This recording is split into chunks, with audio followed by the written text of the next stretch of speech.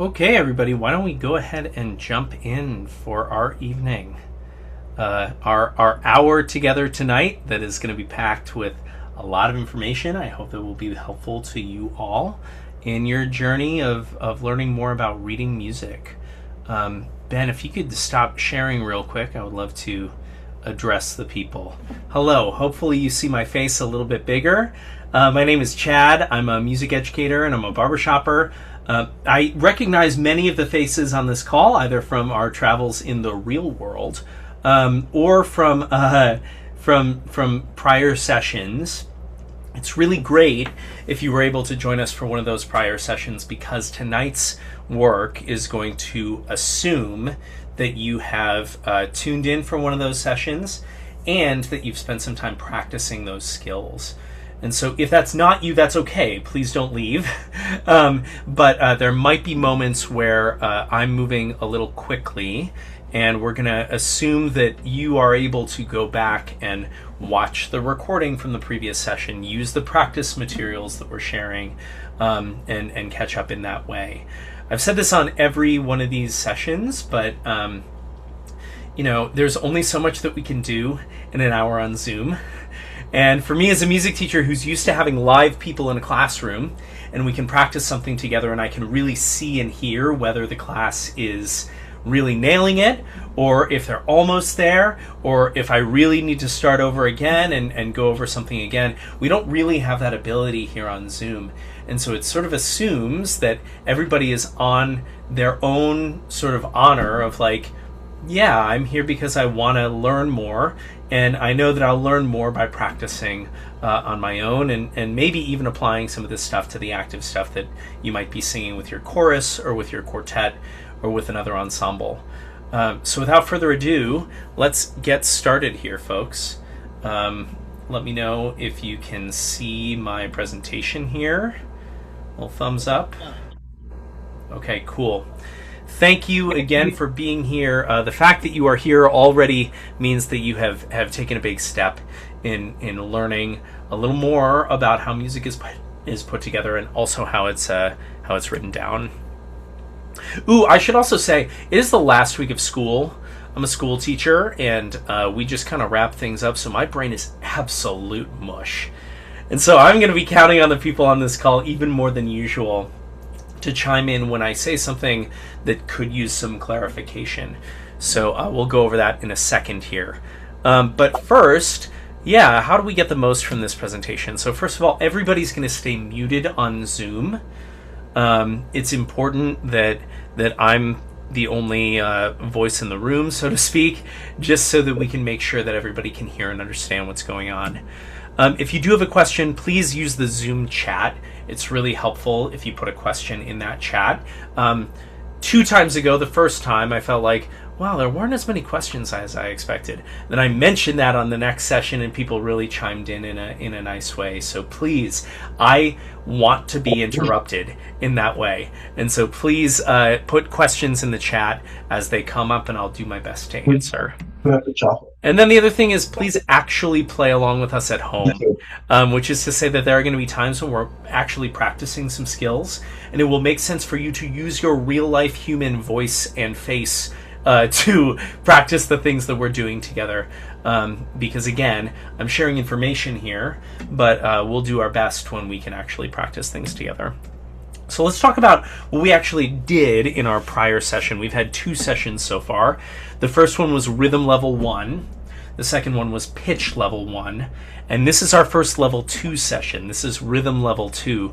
So it supposes that you've spent some time with count singing, is the primary thing that we worked on there. We developed some common language together. We labeled and decoded some musical symbols, many of which are familiar to the eye, but we might have learned something new about what they mean and how they work together. And we shared some practice tools and next steps. Again, the method that we're using to decode written rhythm is count singing, even if it's count speaking or count talking or whatever, as the case may be in the moment.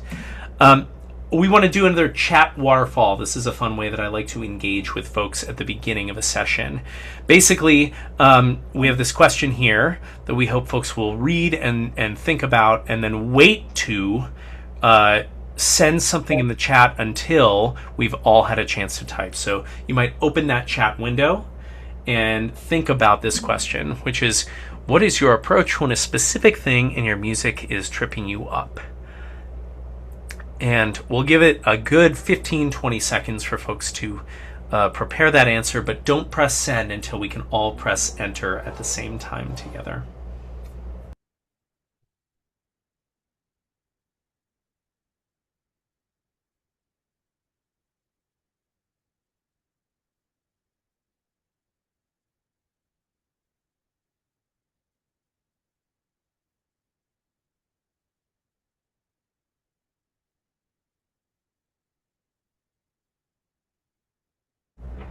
This 19, 20. Go ahead and press enter.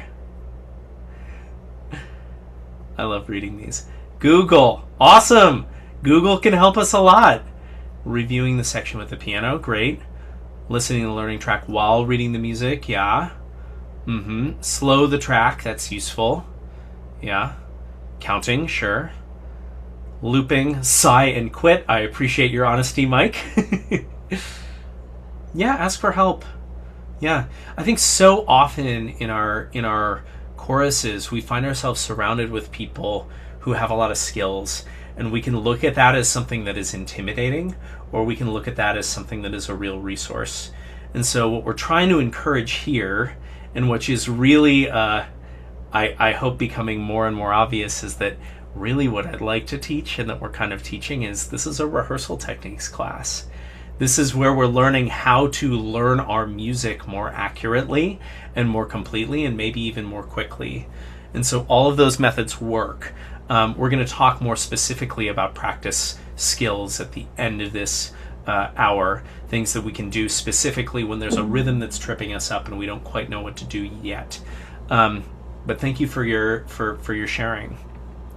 Today's menu.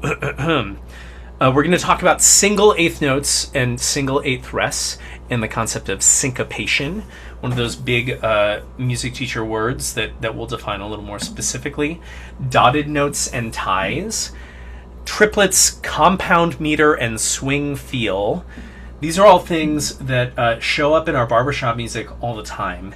And I'll say out loud, and I think I said this on the prior rhythm session, what we did in the first session was probably more simplistic, things that we could pick up easily from a learning track, even without looking at the sheet music.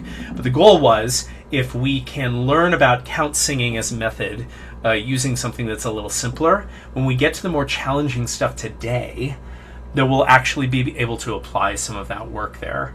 And so the examples that we're using today are going to be, many of them actually from real barbershop music, stuff that we might see in our quartet or chorus music. And hopefully we'll share at least the beginnings of some information about how to approach these things. In an hour, I'm going to say again, this is really ambitious. This is a lot of stuff to cover in an hour. And so my hope is that we can touch on each of them, put each of them into practice in some way that is meaningful, and then really 98% of it is going to be folks trying their best to apply their work to their own music on their own time. We're applying count singing to all of these different new rhythm values and ideas. Here we go, team. We got an eighth note. We got the eighth rest, and we got the tie. You've seen two eighth notes paired together by a beam. We said, oh, look at that. They're best friends. They're holding hands. They go together in the same beat. This single eighth note has just one detached flag, and it's one sound in the space of a half beat. Similarly, the eighth rest is a planned silence in the space of a half a beat. And the tie takes two notes and adds their values together as a held note. So there are a lot of times when a composer or an arranger would use a tie, some of which we will talk about specifically and some of which we won't, because they have to do with just conventions that we use as music writers to make it a little more readable. But basically, yeah, when you see two pitches that have this curved line together on the same pitch, that means that we're extending that note and adding those values together. It's a math class. Sorry, everybody. Okay, so here we go. We've got example 1 from one of our worksheets, and this is a little bit of a review as well. This first measure, we're in 4/4, which means there are 4 beats in a measure, and the quarter note equals 1 beat.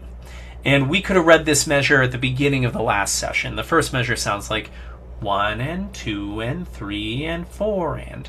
The second measure, 1 and 2, 3 and 4. The third measure, 1 and 2 and 4. And the fourth measure is the first one that actually has one of these eighth rests followed by an eighth note. So actually, here this rest is on beat 3, which means we're not going to speak the number 3 at all. We'll think the number 3 and we'll put it where it belongs rhythmically, but we're going to count it like 1 and 2 and 4. Just like that. Listen again and count along with me at home if you're able. Ready, go. 1 and 2 and 4. Awesome.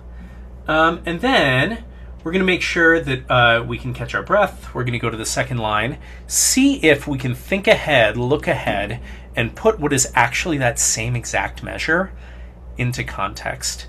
Give it 5 seconds to look over this second line, and then we'll do it together.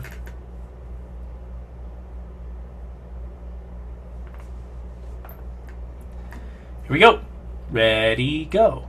1 and 2, 3 and 4, 1 and 2 and 4. 1, 2, 3 and 4 and 1, 2 and 3, 4.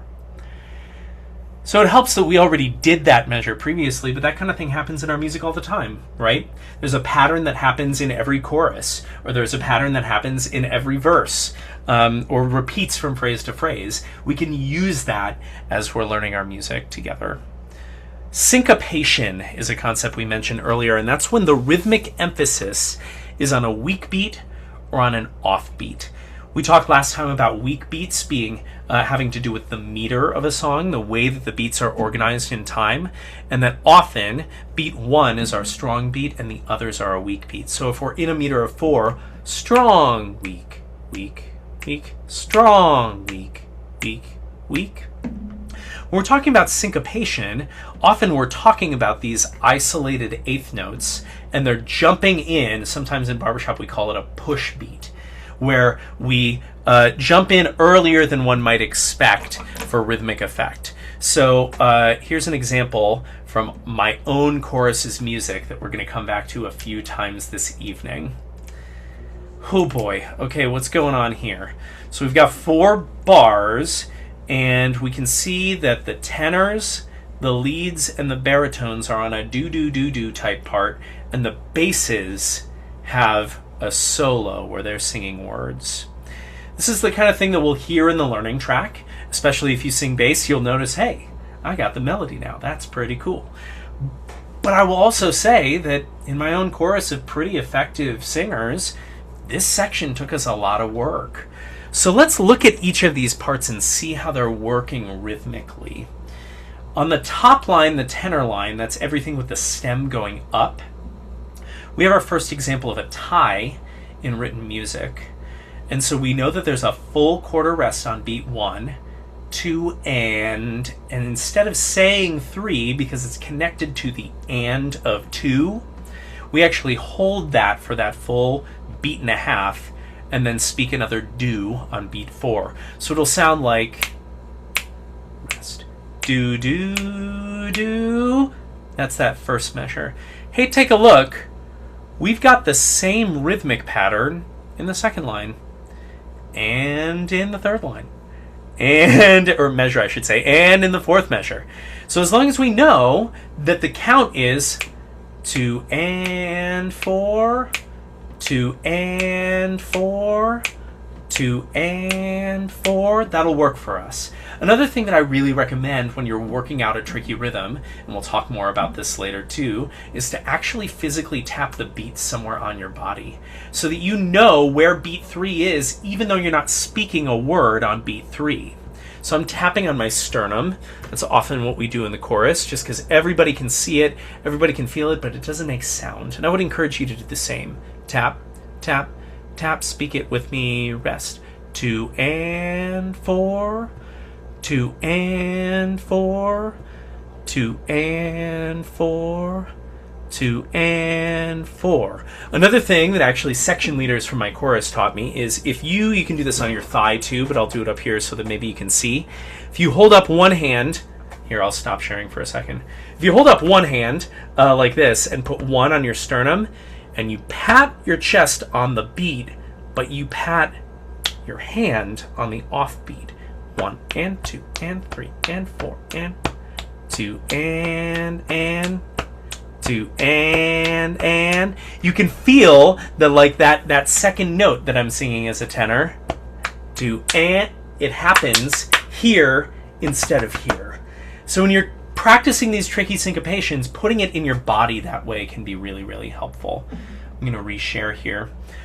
Let's look at that lead part, which I would argue is actually rhythmically the hardest thing going on here, because we've got an eighth rest at the beginning of the measure.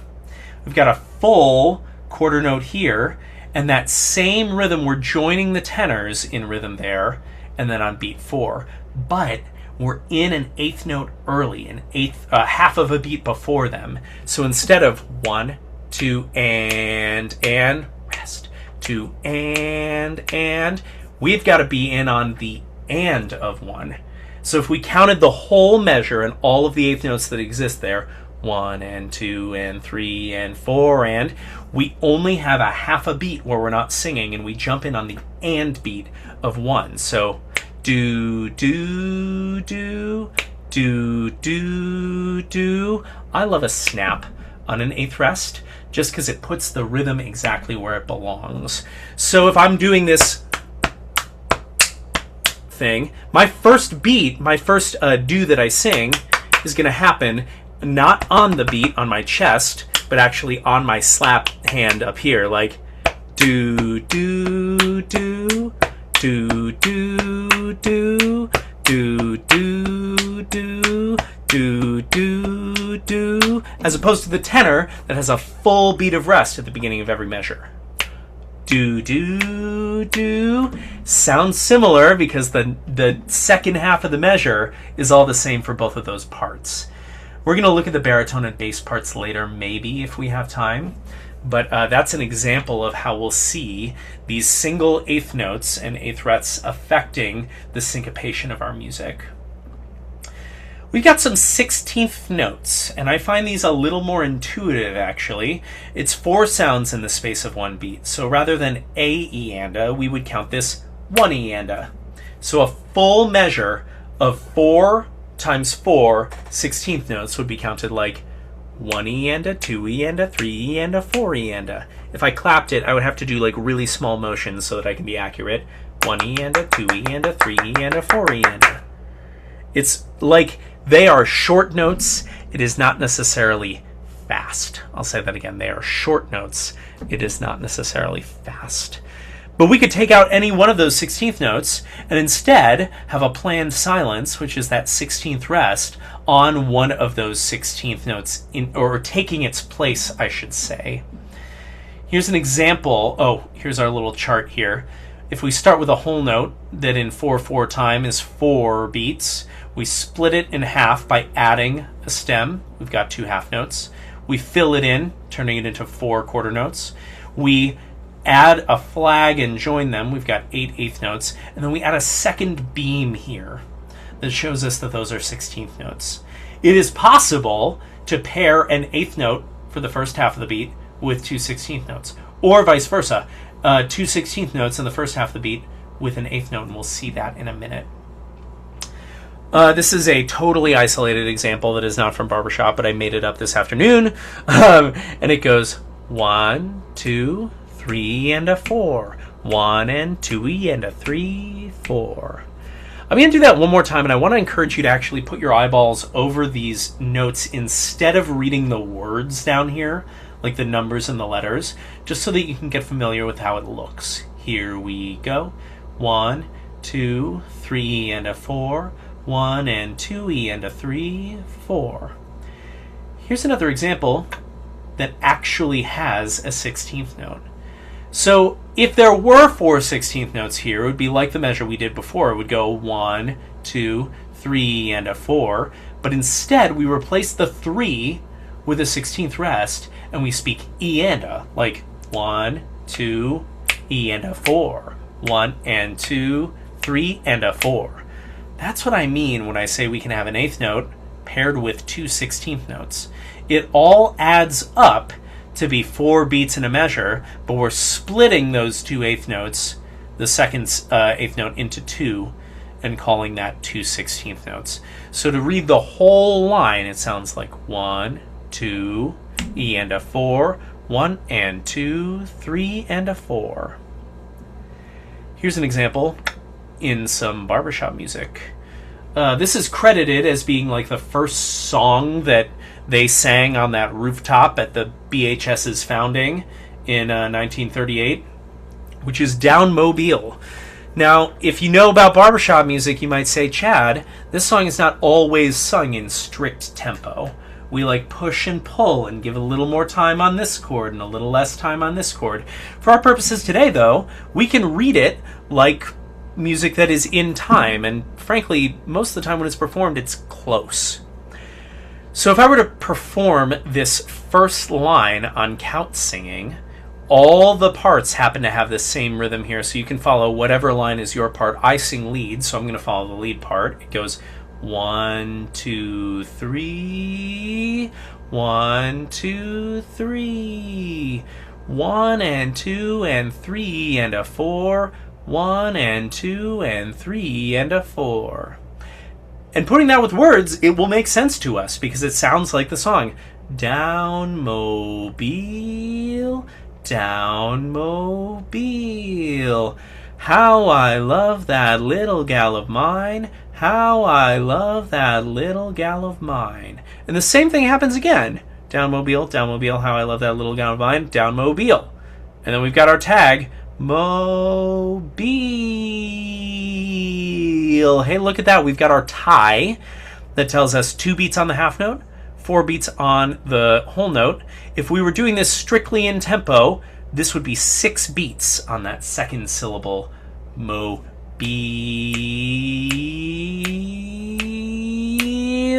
The truth is, we're going to hold that as long as our chorus director holds it, and then we're going to cut off together watching our director, right? Or in the quartet setting, we get to make a decision probably about how long that very last chord goes. But if we were strict in tempo, that's what the arranger has written.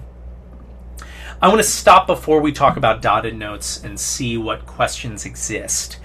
Just to review, we talked about singular 8th notes and 8th rests on their own. We talked about ties, and we talked about 16th notes and 16th rests. We're about to get into, I think, some of the trickiest stuff, and so this is our rest point at 7:24.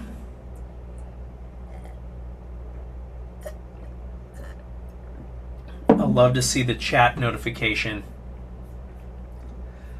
On the first example, does the second do happen at the same time for the lead and the tenor, or does the distance indicate no? I love this question. Thank you for asking it, Mike. It flashed in my mind and I forgot to say something. So yeah, in this first example, the first do is not at the same time. The second do is at the same time. And the reason that they're written kind of offset like this is because they're so close together in pitch. That tenor part is singing an F sharp on that bottom space, and the lead is singing an E on that bottom line. If we were to put them directly on top of each other, it would be harder to read. And so we put them kind of next to each other. Because of the shape of the notes, we know that actually the rhythm is the same, but thank you for asking. The space in the distance does not indicate any difference. It's clearer when they're not so close together, right there. Right? When they're at least a couple of notes apart so that we can see them directly on top of each other. But you'll notice that in the bass and baritone part, these two pitches are not sung at the same time. That A for the baritone, that final do, that does line up on beat 4, a quarter note on beat 4 with a lead and tenor, and the second half of the beat, the word on the and of 4 for the bass. Thank you for asking, Mike. They give it another second in case other folks have questions.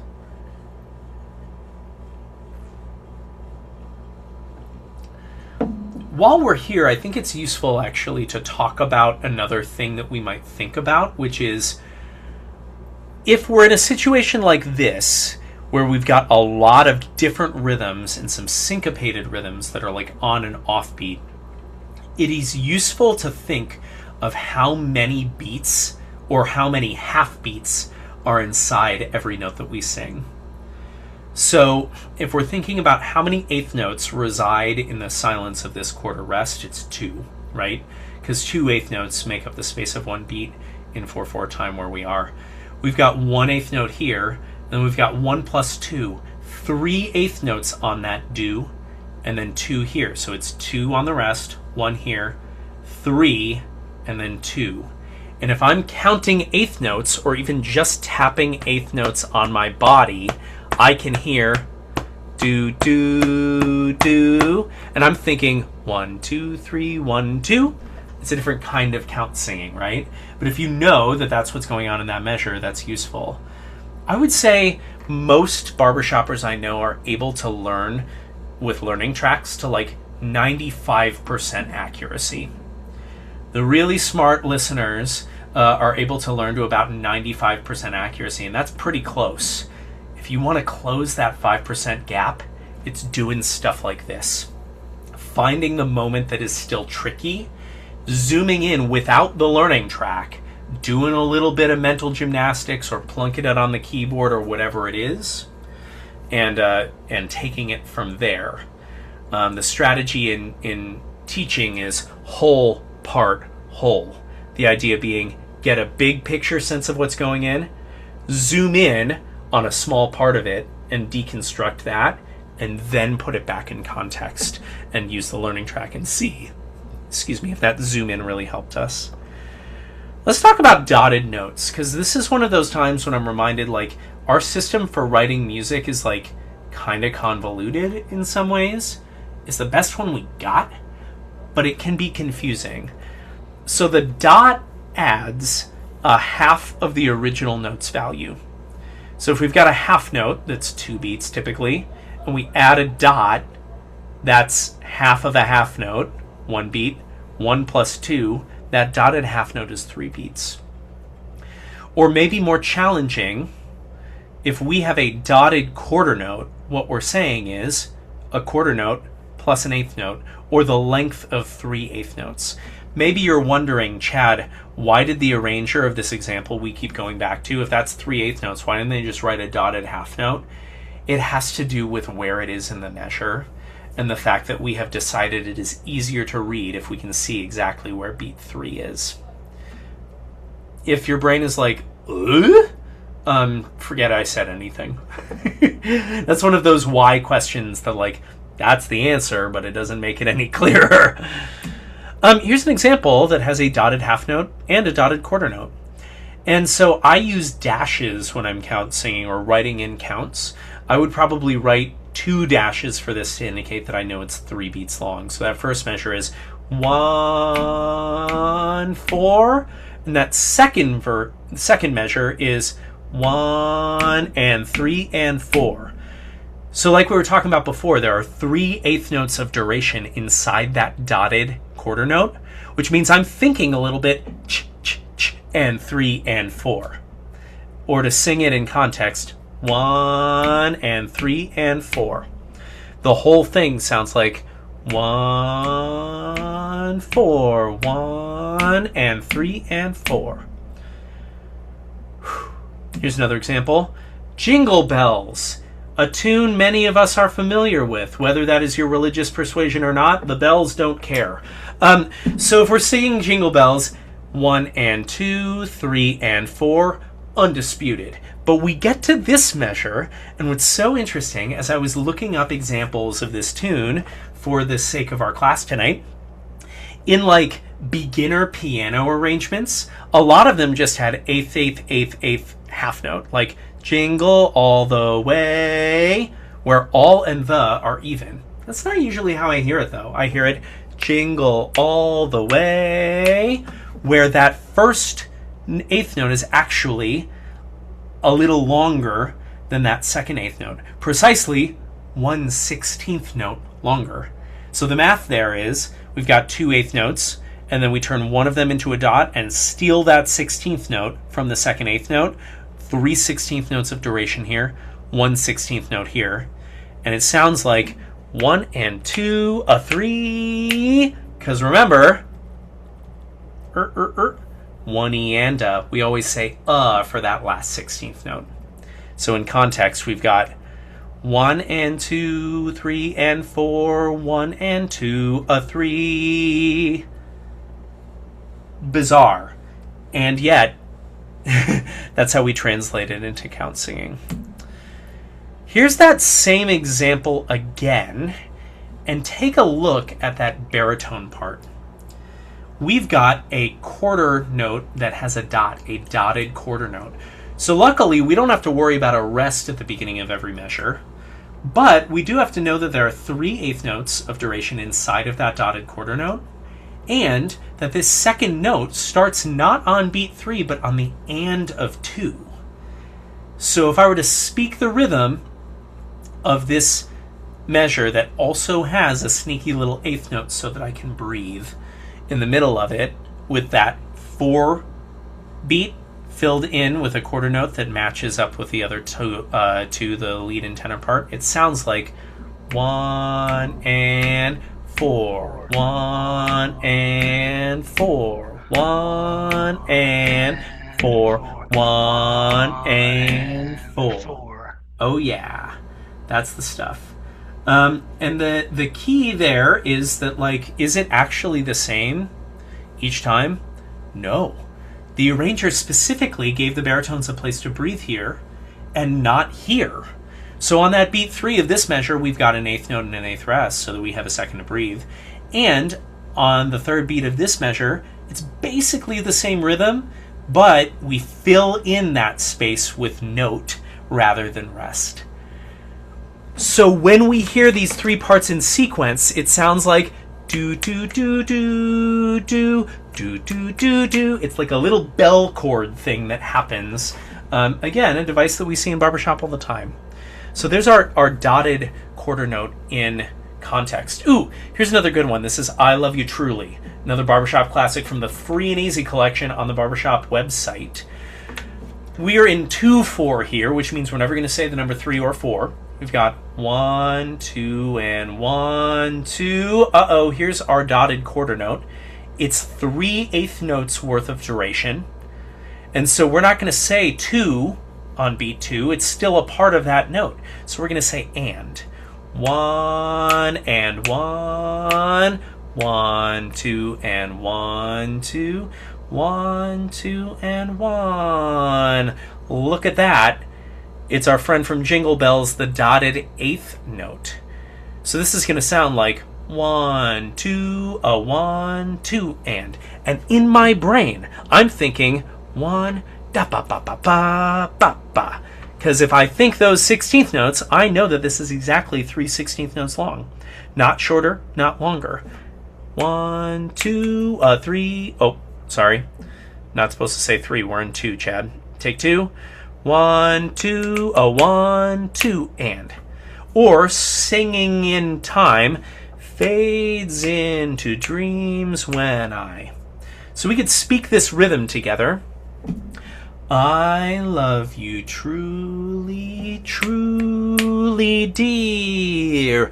Life with its sorrow, life with its tear, fades into dreams when I. That's our dotted eighth and our dotted quarter. Let's talk about triplets. Triplets are 3 sounds in the space of 2, but if we were to divide it up equally. So most of the time thus far, when we divide that quarter note, we divide it equally into 2 eighth notes. 1, 2, and. Just like that. That's what we hear most often. Sometimes we want to, for effect, divide that quarter note into 3 equal parts. So think of it this way. This is divided into 2, 1 and 2 and 1 and 2 and. If we were to turn all of those quarter notes, instead of being divided into 2 into 3, it would sound like ba ba ba ba ba ba ba ba ba ba ba ba. Or triplet, triplet, triplet, triplet. Yes, I know that triplet is a 2-syllable word. We're going with triplet on this one just to make it easier and know that it's 3 sounds there. So we hear triplets in barbershop occasionally. We've got one right here for the lead and the baritone. Take a second to look over this example. Again, from the Free and Easy collection. And look at that. We've got that 8th rest followed by an 8th note, just like we've been working on. So I sing lead. I'm going to start with what I have in my part, which is 1, 2, and 4, and 1, 2, 3, 4, 1, triplet, 3, 4. Ni harmony, oh. It's a nice little trill thing, but if we're singing this in time, we want it to be together, right? So we should agree it's not just a little trill, it's dividing the quarter note that would be on this beat 2 into 3 exactly equal parts. Now look at the baritone part. Same rhythm in some ways, but when we get to the triplet, it gets a little more complex. We've got 1 and 4 and 1, 2, 3, 4, 1, trillet, 1, yeah. So here we have in that triplet the same pitch on the first 2 of that triplet. Once we start like count singing this stuff, sometimes I find that the like syllables actually get in the way. But if I know that it's ba ba ba ba ba ba, and these 2 are joined on the same, it goes ba ba ba ba ba, or ni harmony oh, or here, let's see if I can actually give myself some pitches, some actual singing in the rhythm one. Ni harmony oh. That's what we hear in the baritone part there. Triplets happen all over our barbershop music, and I have some examples of some worksheets that are a little more like isolated, but we are going to see how some of these things play out. So let's go here. Ha ha ha! Just as before, I prepared many worksheets for you all to do some practice of count singing, to write in the counts, or to do it at sight, or some of both. I want to look at one of these triplet examples because it introduces something that we actually see quite a bit in barbershop that does get, frankly, a little annoying. But it's a cool rhythmic effect if we can do it all together. Look at this first measure.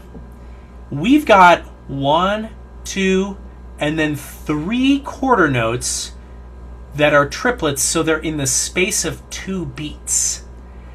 This is where our ear skills come into play. Because many times when we hear folks try to execute on this triplet that is 3 sounds in the space of 2 beats, they accidentally give more note value or more length to the first 2 beats. It should sound like 1, 2, triplet, something like that.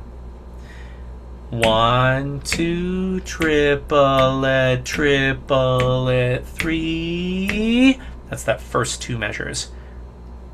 Often, what we hear is 1, 2, triplet, triplet, 3. People kind of cheat the last one. But what we have to do is to know that they should all be equal. 1, 2, triplet, triplet, 3, 2 and 4 and triplet, 3. Good news is we often don't have to do stuff at sight. We've got learning tracks to help us. And so with this knowledge of, okay, in the line in the sand, what exactly is this supposed to be based on how it's written, combined with the ear-based information that we get from the learning track. That's really useful. Chantal asks, what's the point of 2/4? And that's a great question. The point of 2/4 used to be clearer when we were doing more classical music and like marches. Marches are written in 2 because we have 2 legs, many of us, and we go 1, 2, 1, 2. And the other thing, Chantal, that we talked about in a previous session, but is also like maybe a few... we haven't talked about all of these concepts, but the chords shifting in time is something that we call harmonic rhythm. That is, how often do the chords change? Sometimes in a pop song, the chord behind the music will change every 4 beats, and if it's happening in every 2 beats, sometimes it makes sense to write it in 2/4. But the truth is, written music is not music. Written music is reminders. Written music is suggestions. Written music is instructions. The music is what we hear, and sometimes, especially in barbershop, distinguishing between 2 and 4 is difficult and doesn't make a huge difference for how we perform. Anthony was asking about something else we were doing here in the lead line. On harmony. Let me see if I can find that again. I see. Oh my gosh, Anthony, I'm so glad that you identified this. So, oh my gosh, story time, since we have time. When I was in 4th grade band, and I played the clarinet for exactly 1 year in 4th grade, the band director went on this tirade about the difference between a tie and a slur. The distinction is sort of nominal, more important maybe to an instrumentalist, but take a look at on the word there, what we have here. The tenor is singing the same pitch on beats 1 and 2, so we call it a tie. It extends the duration of the note. Same thing with the baritone, same thing with the bass. The lead actually sings 2 pitches. They sing there, and they might slide, they might not, that's up to your quartet or your director or whatever, but the key is that this that looks exactly the freaking same as a tie actually is a slur, which means that the same word is extended over 2 notes. If you play the violin or another instrument, a slur might be used to indicate phrasing, like where sort of the musical idea begins and ends. When we breathe, we have to, or when we sing, we have to breathe in important spots that usually do a good job of indicating that. And here, the baritone is singing the same pitch for ha-ah, and then switching for mo, harmony, ni, and the lead has a little slur in between harmony, 2 pitches that while the baritone is holding, the lead moves up from the A flat to the B flat. So that's the funny little distinction. Let's see if we can find another example of that, actually, because that's important to us. No, this is classic barbershop. It doesn't really do a lot of swipey stuff. I don't know if I have any other good examples of this. No, down Mobile, everybody's singing the same words at the same time, same rhythms. Interesting. But you know what? I'm gonna find you guys something. Hold on, I'm gonna go into my chorus music and see if we can find a good old swipe for the sake of barbershop. For the sake of barbershop.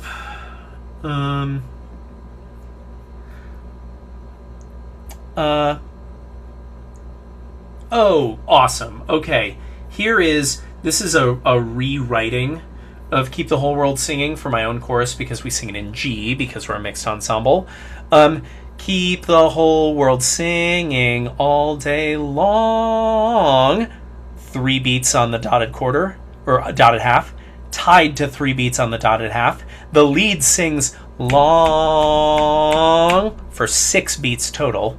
But check out what the basses, tenors, and baritones do on ringing and ringing. That bass has a huge skip here. The baritone does too. And the slur indicates that they're on the same syllable rather than the exact same pitch or extending the note by rhythm standards. So if I were count singing this, I would count 1, 2, 3, 1, 2, 3, even though I will sing ringing, because I need to know where and when that chord change happens.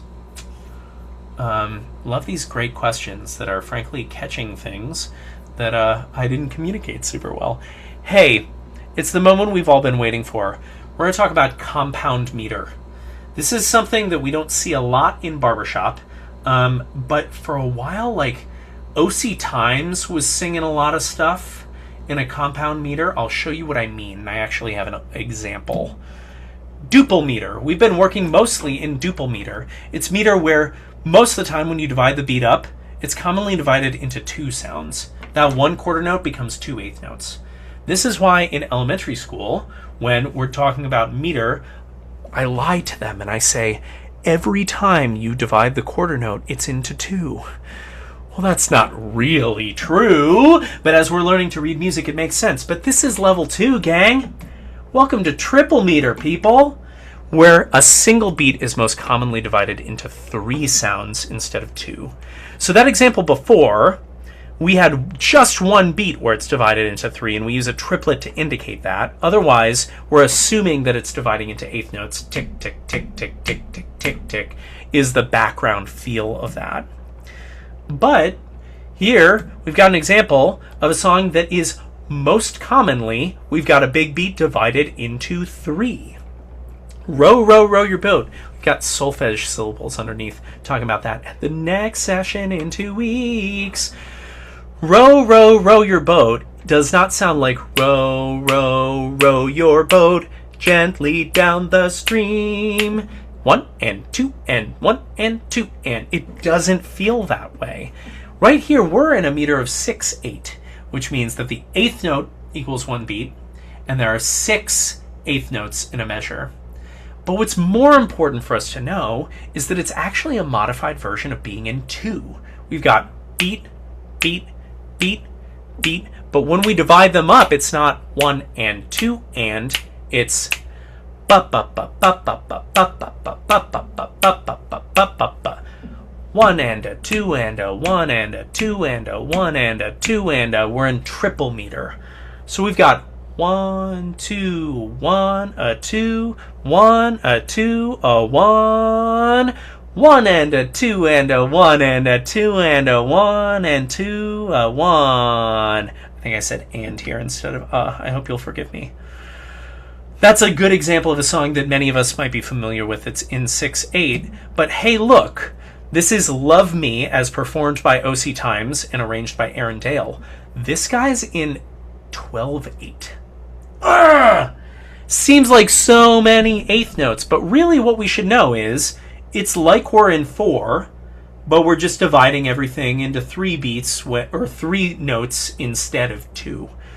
1 and a 2 and a 3 and a 4 and a 1 and a 2 and a 3 and a 4 and a my broken heart, you tore it apart. Now I don't feel right. Maybe my baby, you'll give me some love tonight.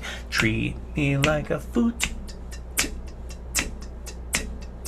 When we know that we're in a triple meter, hey, that helps us know that like we've got to have ba ba ba ba ba ba in the back of our minds to perform this in a way that is rhythmically accurate. Can we catch that from a learning track? Yes. But being able to label it mentally and zoom in on a part that might be tripping us up helps us a lot. I want to point out this lead pickup because it's giving us something interesting. We've got night, and we're off on that last of the 3 eighth notes when dividing that beat. So we've got 1, 2, 1, 2, treat me like a fool. What's really important here is that the word fool does not happen on beat 1 of the following measure. It happens before it, and it's tied to another note that belongs in that next measure. That's syncopation, folks. So if I don't know what's going on, or if I take a second to zoom in, I've got this happens on beat 1, holds through part of beat 2, treat happens straight on beat 3, and like happens on beat 4. Treat me like a fool, ba ba ba ba ba. I would hazard a guess that if I started off with this song with a chorus from the BHS, many lead singers would sing, treat me like a fool, and they would put fool right on beat 1. It doesn't belong on beat 1. It belongs on the of the previous measure. Treat me like a fool. Treat me. Ba, ba, ba, ba, ba. We're going to talk about practice techniques in a second here, but first I want to hear Dream a Little Dream of Me. Thank you, Mike. Yeah, absolutely. Yeah, we've got plenty of examples that mostly come from jazz in barbershop, where we're in a compound meter, and knowing what that is and how it works helps us. So let's talk about practice techniques, which is really the heart of actually what I'm passionate about, is helping singers not just to, in their brain, know something, but have a little more independence, or at least like confidence in knowing what to ask about. So this is like a quartet thing. This is a chorus director thing. This is a personal practice thing. When in doubt, simplify. When there's a tricky moment in your music, the best thing you can do is strip away part of what's going on to make it easier. Here's what I mean. You can take out the words and sing on a neutral syllable like ba ba ba or do do do. And that way, if the words are getting in our way, then we can really focus on pitch and rhythm and not worry about words just yet.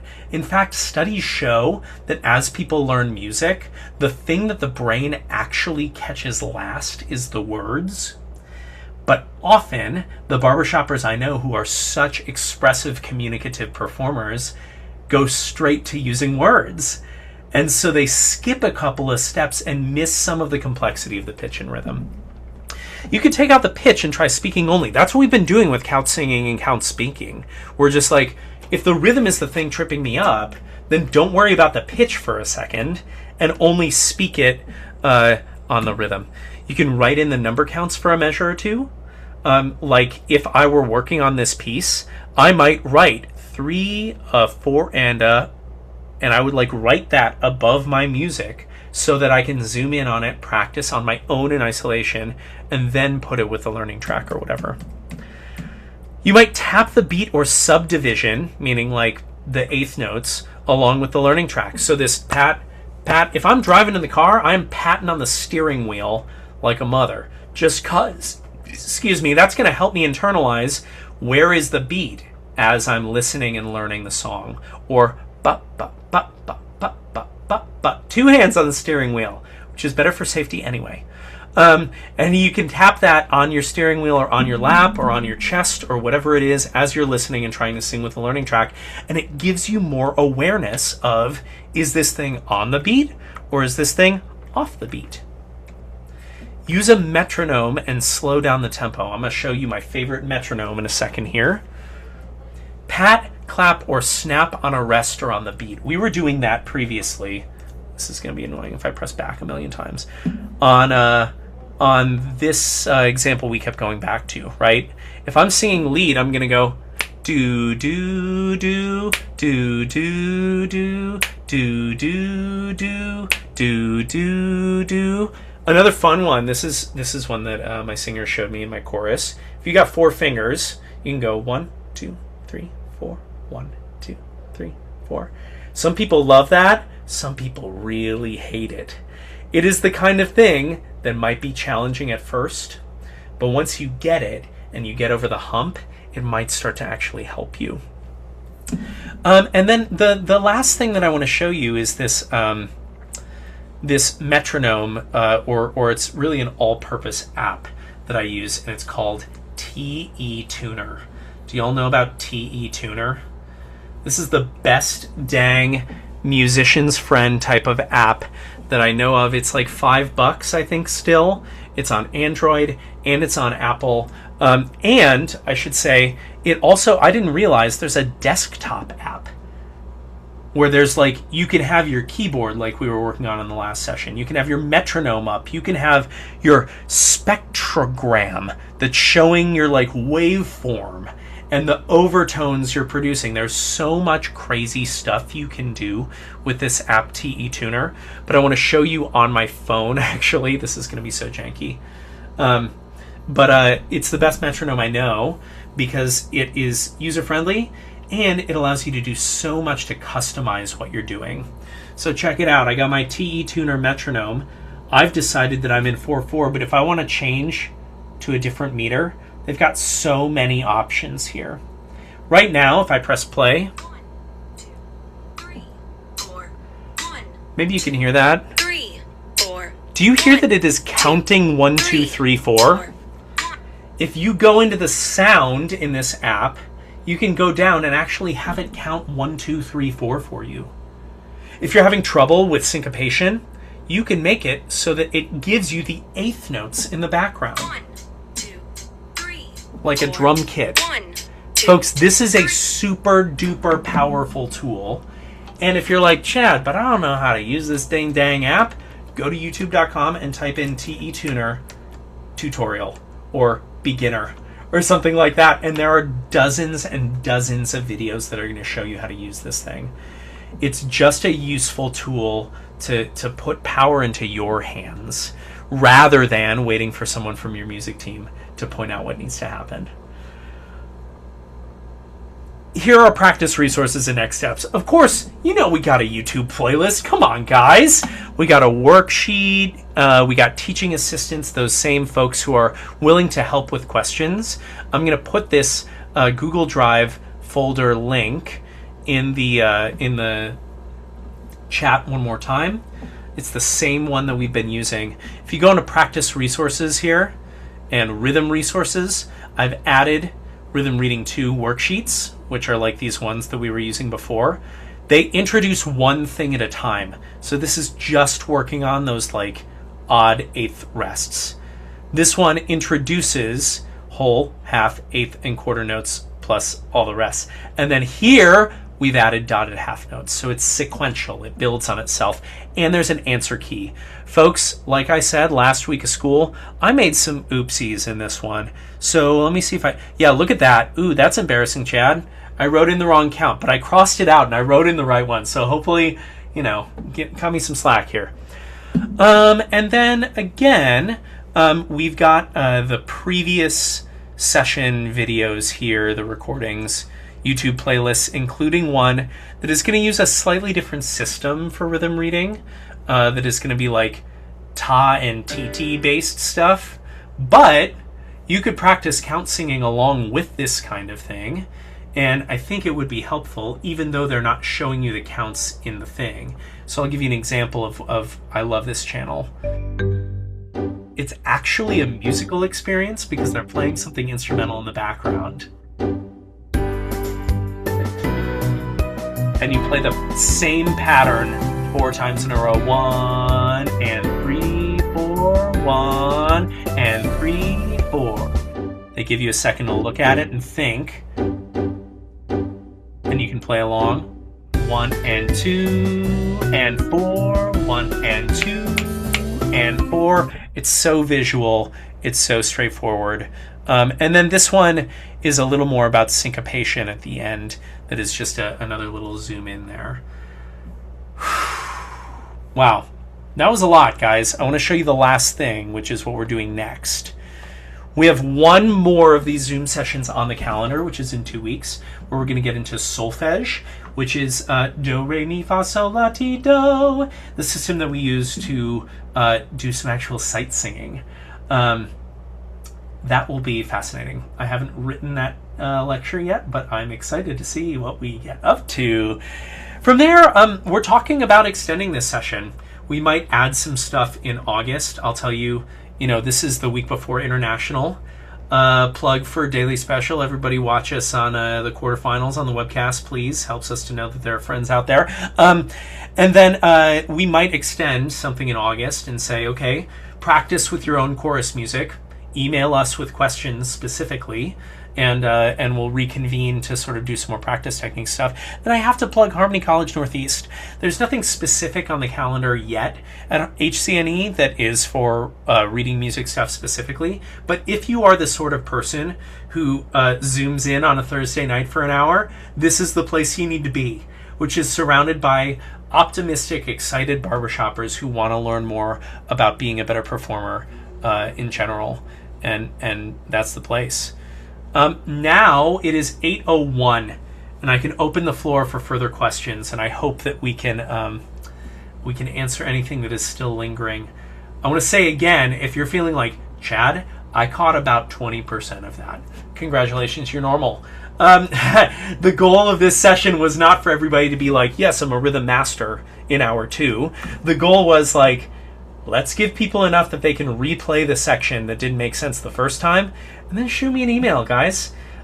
Shoot an email to one of our teaching assistants, or go onto one of those YouTube channels and see what kind of learning you can do from there. There's so much out there that is free and accessible.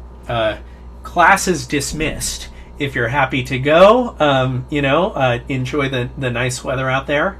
Hope everybody stays safe and cool, and we'll see you again in 2 weeks.